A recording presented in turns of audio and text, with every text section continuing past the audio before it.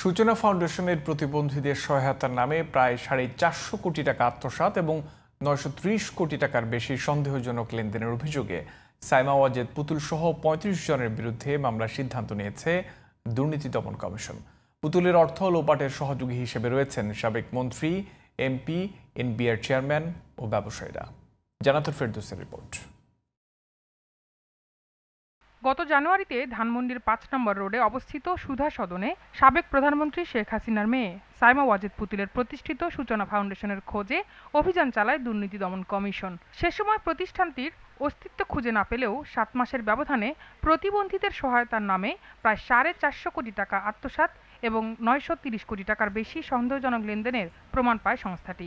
৩ ক্যাটাগরির এখানে সদস্য রয়েছেন। এখানে যারা সূচনা ফাউন্ডেশনের ট্রাস্টি বোর্ডের ১১ জন, যারা এখানে এই সূচনা ফাউন্ডেশনে যারা দান করেছেন এরকম প্রতিষ্ঠান হচ্ছে ৮টি, এবং রাজস্ব বিভাগের ১৬ জন কর্মকর্তা সদস্য রয়েছেন যারা কর অব্যাহতির প্রয়োজনীয় অনুমোদন প্রদান করেছেন।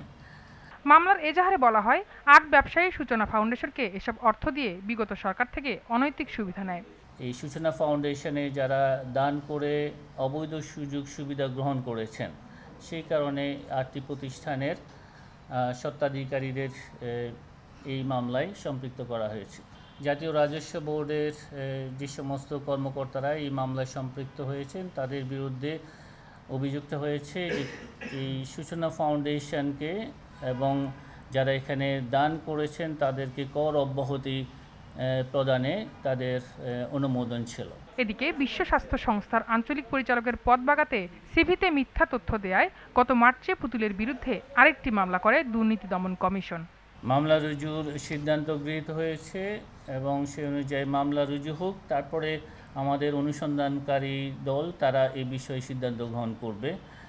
কারা কারা এখানে রয়েছেন, কাদের বিরুদ্ধে অন্যান্য আর কি আইনানুগ ব্যবস্থা গ্রহণ করা যায় সেই বিষয়ে তারা সিদ্ধান্ত নেবেন। জান্নাতুল ফেরদৌসী, জিটিভি নিউজ, ঢাকা।